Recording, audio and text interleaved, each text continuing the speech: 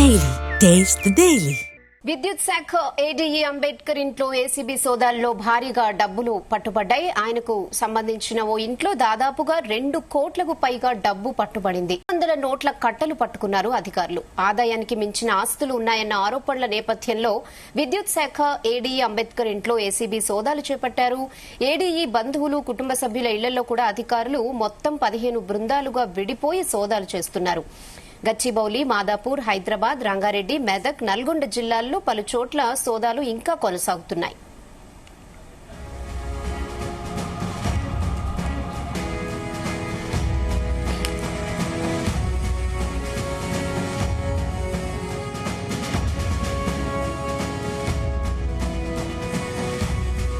ఇదే విషయంపై మరిన్ని updates crime bureau chief Raviteja అందిస్తారు. ఎస్ రవితేజ. మణికొండ విద్యుత్ ఏఈడి ఇంట్లో ఉదయం నుంచి సాగుతున్నటువంటి సోదాల్లో భారీగా నగదు పట్టుబడింది.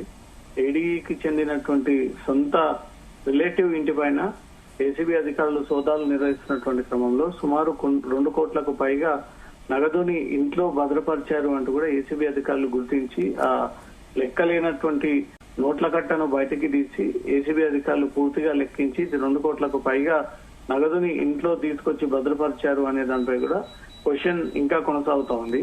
మణికొండతో పాటు రంగారెడ్డి, హైదరాబాద్, మెదక్, నల్గొండ, మహబూబ్ నగర్ ఇళ్లలో ఈ ఏడీ అంబేద్కర్ కి సంబంధించినటువంటి బంధువులు, బినామీ పేర్లు, తన సొంత కుటుంబ సభ్యుల ఇళ్లలో సాయంత్రం వరకు కూడా ఈ రైట్స్ సాగేటువంటి అవకాశం ఉంది. ఆదాయానికి మించి అక్రమాస్తులు కడిగి ఉండడము, ఇతను ఎలక్ట్రిసిటీ డిపార్ట్మెంట్ లో ఏ ఫైల్ ముందుకు కదపాలన్నా అది లక్షల నుంచి కోట్ల రూపాయలు తను లంచం పుంజుకుంటే తప్ప ఆ ఫైల్ కిందికి మూవ్ అవ్వదు, అధికారుల దగ్గరికి చేరదు అనే ఆరోపణలపైన ఇటీవల వచ్చినటువంటి ఫిర్యాదులపైన ఏసీబీ అధికారులు రంగంలోకి దిక్కి ఉదయం నుంచి 15 చోట్ల ఈ సోదాలు కొనసాగిస్తా ఉన్నారు. ఇప్పటి వరకు ఒకే ఇంట్లో 2 కోట్లకు పైగా నగదు లభించిందంటే ఇంకా 14 చోట్ల ఎంత మేరకు ఇతను అక్రమ ఆస్తి కూడబెట్టారనే దానిపై మాత్రం ఉత్కంఠంగా నెలకొన్నటువంటి పరిస్థితి. సాయంత్రం లోపు ఈ రైట్స్ ముగిసిన తర్వాత మొత్తం ఏడీఈ తాలూకు ఎంత అక్రమ అవినీతి జరిగిందంటూ కూడా వివరాలన్నీ కూడా మీడియా మీద రిలీజ్ చేసేటువంటి అవకాశం ఉంది. అంటే బంధువుల ఇళ్లలో కూడా ఇంకా సోదాలు కొనసాగుతున్నట్లుగా తెలుస్తోంది. అక్కడ ఏమైనా నగదు పట్టుబడినట్లుగా ఏమైనా ఇన్ఫర్మేషన్ ఉందా? భారీగా శివారు ప్రాంతాల్లో వ్యవసాయ భూమిని కొనుగోలు చేశాడు.